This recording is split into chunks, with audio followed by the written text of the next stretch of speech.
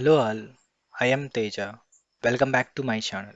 Please like, share, subscribe, comment down if you have any doubts. Today we are going to discuss about what is DevOps and DevOps roadmap. So if a person has interest in DevOps, how we can start with DevOps, what kind of a tools he has to learn, what kind of a technology he has to learn, how much knowledge he should learn to become a DevOps engineer. So all these questions in this video we are going to answer. DevOps roadmap. I have created one picture out of it. So I have segregated some of the sections here. We'll be discussing each and every section in detail.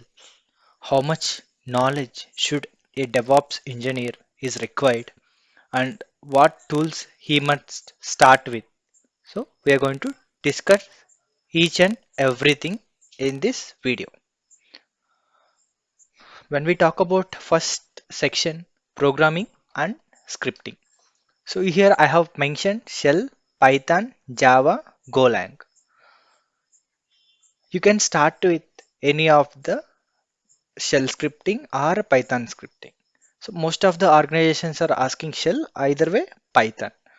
So you can, based on your interest, you can choose any one of these scripting.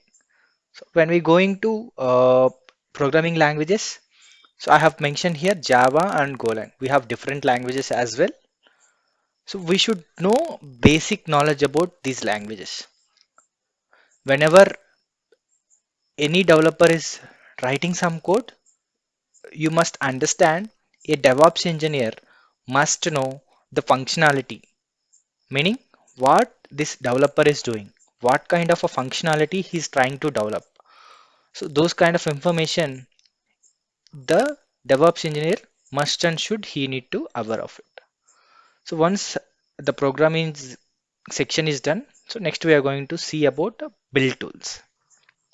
So we have different build tools here: Ant, Maven, Gradle. So these build tools, like if you consider, if you taken a Java, most of the times Java build tools are Ant, Maven, Gradle. Ant is somewhat old build tool. You can take a Maven or a Gradle. You can start with a Maven or Gradle. Next, whenever any programmer or any developer done some changes to his code, he developed some kind of a futures.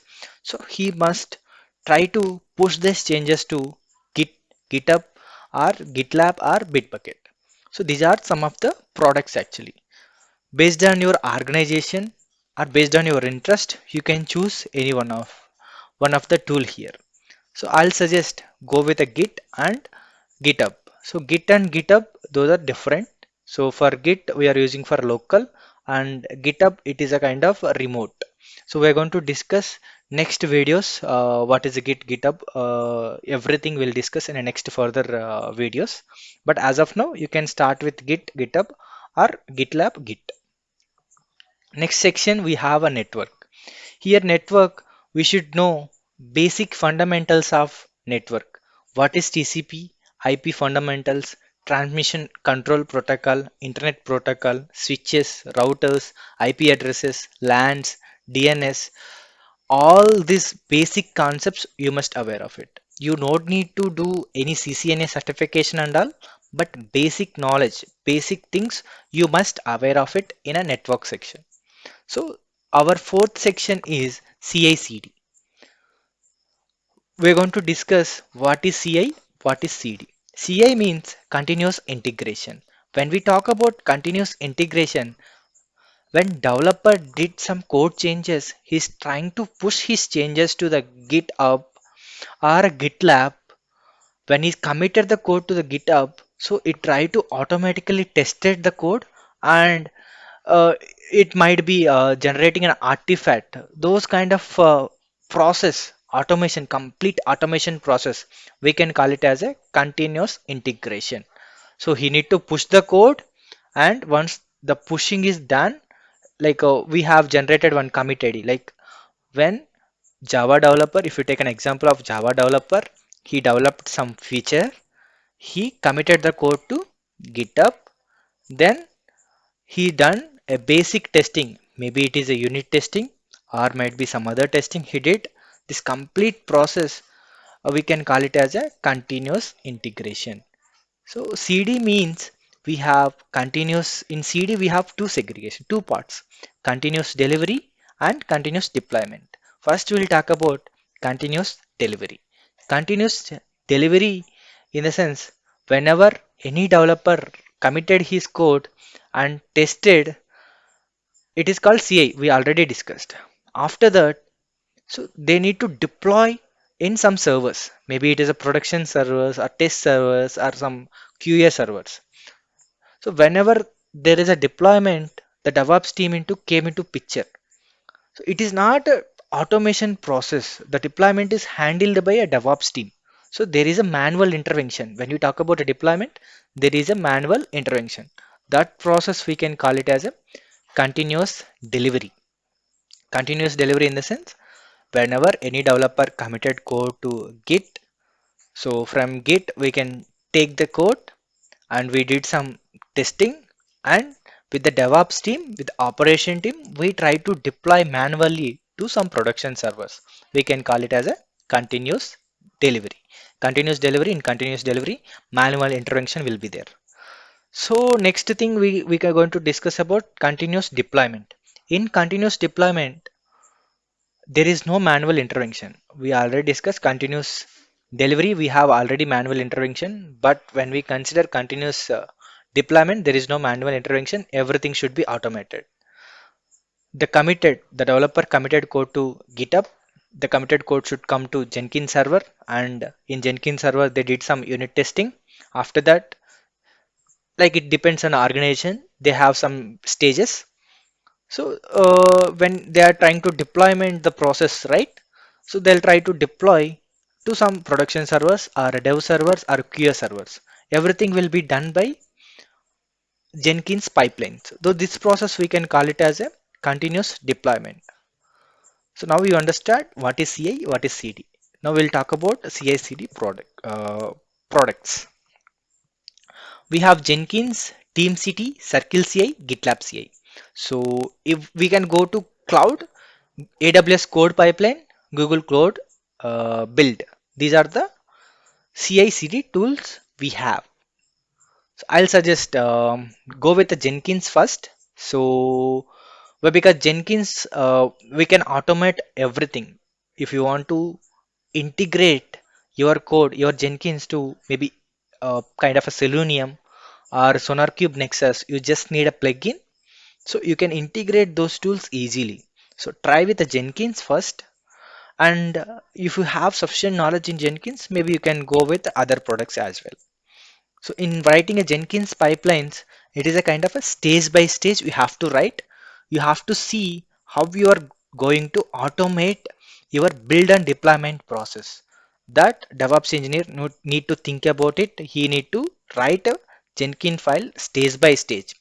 He have to analyze the what we can say. He has to analyze the process and he has to optimize the good process. So might be he need to take a check out of your code first, then he need to complete the testing of it, then he need to generate a artifact out of it. Generate artifact, maybe he might convert it to image. Once image is converted, after that we have to create a containers, and like we need to deploy to the some VMs or Kubernetes clusters. So those things like we have to write here. And when we talk about the coding, here like we have declarative syntaxes. There is a new feature came given by Jenkins, so no need to worry about pro level coding, but he must need little bit about coding background, little bit coding knowledge must be required.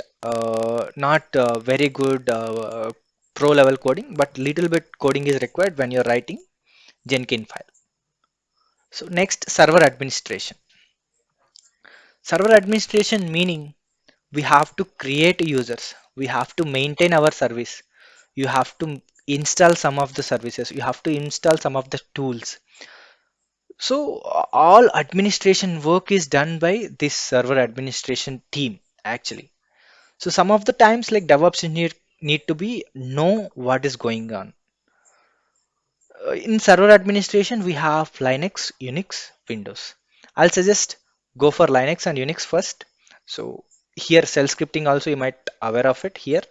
So here you can go with Linux or Unix, try some basic commands or what admin level of people are using those commands. Try to make your hands dirty here so that you'll understand the commands what server administration are using. Next, containers 6. A container is a standard unit of a software that package up code and all dependencies so that application run quickly. When we are discussing about containers, we can say it will package up all your code and it will the dependencies the code is required might be some of the property files, might be some of the build tools, some other configuration tools. All this comes under containers. So the most use of the containers is when we are trying to deploy your application to a different environment or to different server. Maybe it is a test to development or a development to some pre-prod or development to QA. These containers will be mostly useful. So the popular containerization tool is Docker. So you can start with a Docker, how to create an images, how to build a containers out of it. You need to learn, will get most out of it. Then once you are good with Docker, maybe you can start with some other containerization tools as well. 7, container orchestration. We're going to talk about container orchestration. Container orchestration automates your deployment, management, and scaling up and down, and it will manage your network of a container.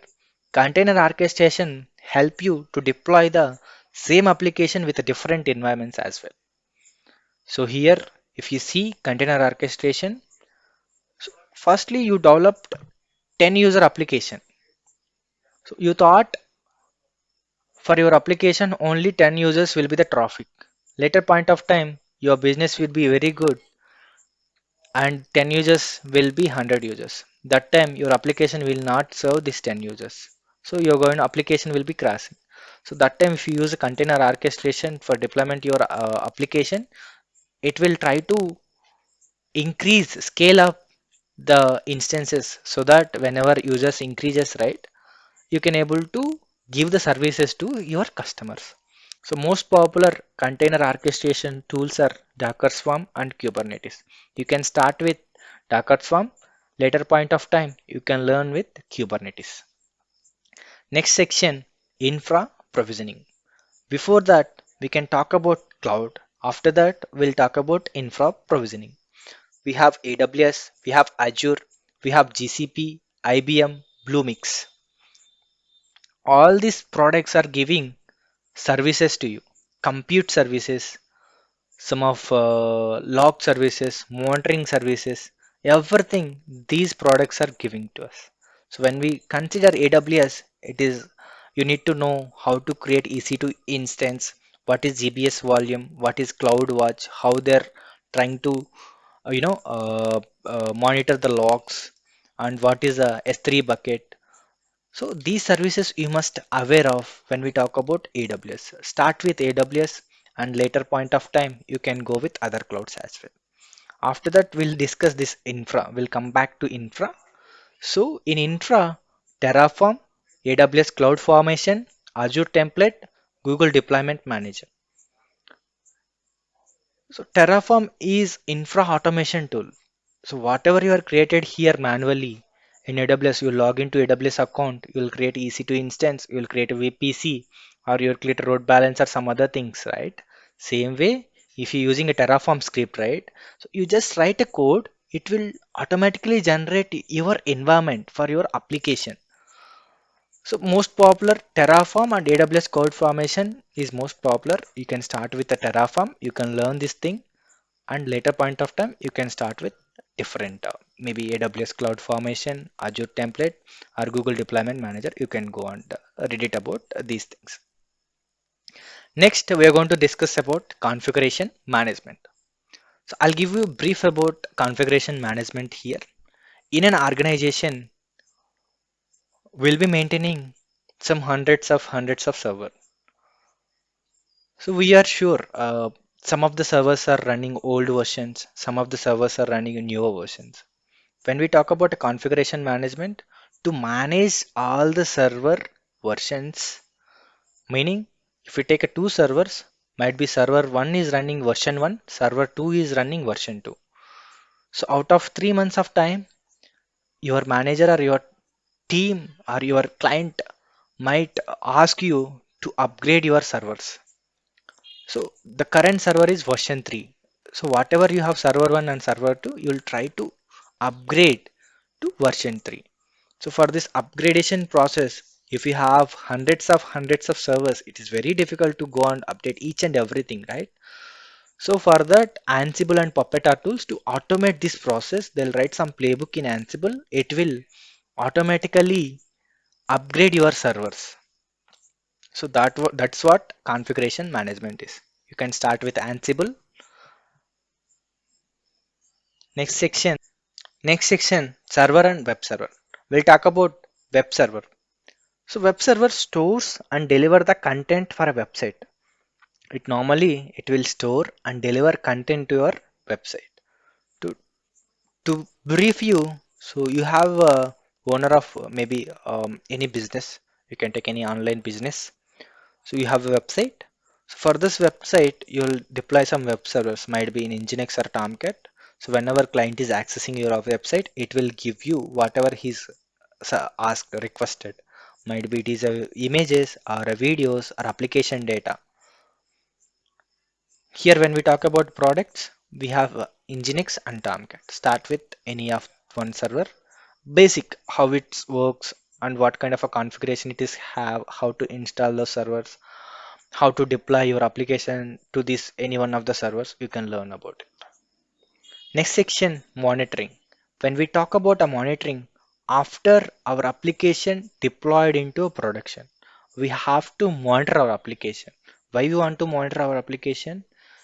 Because your end user will not face any services down.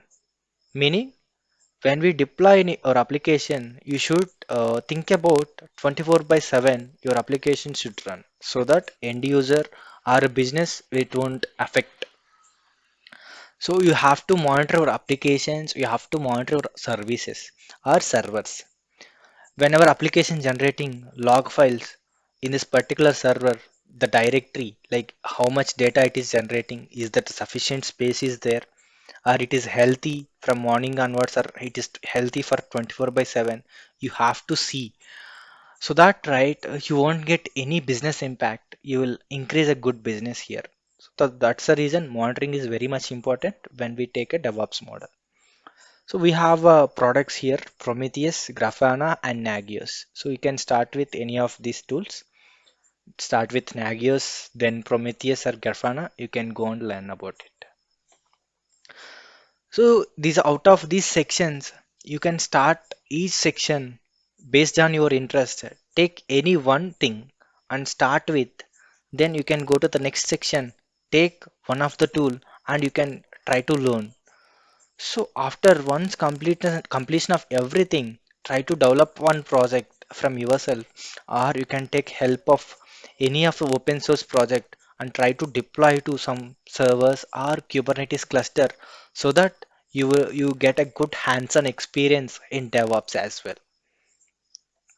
Next, I'm going to discuss here one more uh, real-time project flow so that you can take this flow and you can implement one open source project or in Spring IO. You can create, if you don't have a development knowledge also, in Spring IO you can create a Maven or Gradle project, Hello World project. Try to take that project, deploy to some real-time servers, you can get some hands-on knowledge. This is the real-time project scenario that I am going to discuss here. I am taking a Java developer here. Java developer write some code. He implemented some features.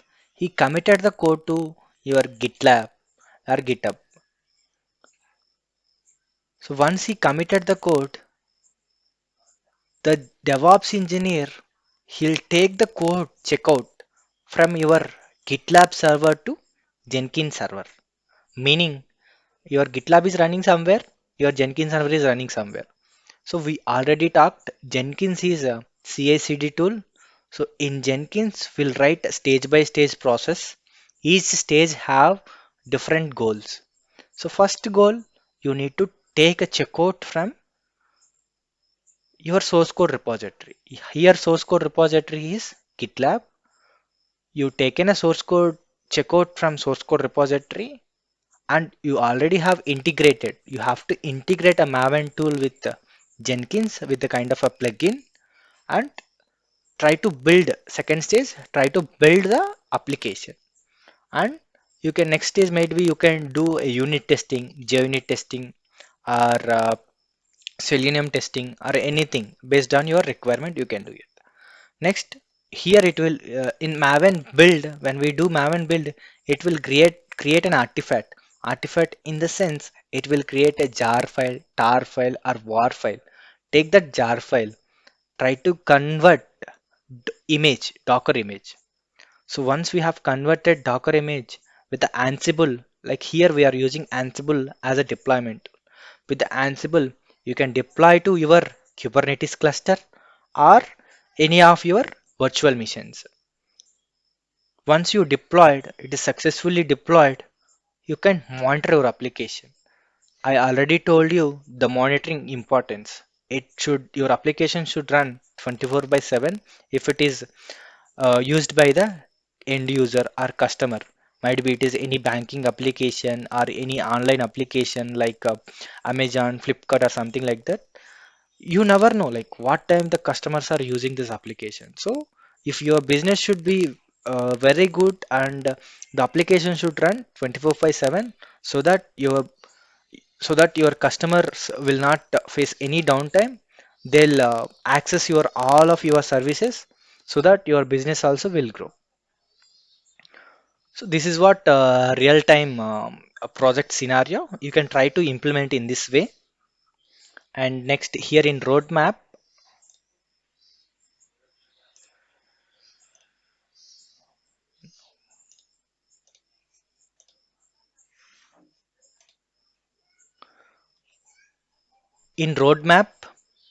I have segregated all the sections. Take one module in any one of the sections. Might be in programming, you can take a shell. In build tools, you can take a Maven. Server administration is a Linux. And network fundamentals, then try to find some fundamentals. CI/CD, you can take a Jenkins. And containers, you can take a Docker. Container orchestration, you can learn Docker Swarm, then Kubernetes. Infra, you can learn Terraform. Cloud, you can learn AWS. Containers management, you can learn Ansible. Server, web services, you can learn Nginx and Tomcat. In monitoring, might be you can learn Nagios, Grafana, or Prometheus. Yes. So you can start with one and you can go upon your requirement. So what I have gathered here based on my jobs is I have went through some of the 10 to 15 job descriptions. I have taken all these tools. So might be in your organization or in your project, your tools might be different. Try to learn those tools first and you can learn other tools as well. Like once your basic blocks of building is successful, right? So easily you can learn other things very easily. Suppose if you learn Jenkins and TeamCity might be it won't take much time for you. So if you learn Jenkins perfectly, might be in within a span of 1 week time you can learn TeamCity and you can use the habit of like if you're using AWS code pipeline, you can also able to learn with a limited like might be within 7 days of time also you can able to learn that. So start with one thing and did a project like do a project on this particular whatever I have given real time scenario so that you will have a learning and you will have a hands-on knowledge. Try to take one thing in each one of this section and try to develop one project so that you can get your hands dirty and you can learn more about it. You have a hands-on theoretical knowledge as well as you have a practical knowledge, then you are good to go. So might be your project later time your project is different, your your organization you are changing, there might be different tools and set of things will be there. So once you have basic building blocks, you can learn automatically, uh, like you can learn easily some other tools as well. So DevOps consists of 100 plus tools. Not only 100, there are different tools. So each one have different vendors to support them. So I have categorized most organizations used things. That's it for this video, guys. Thank you so much for watching.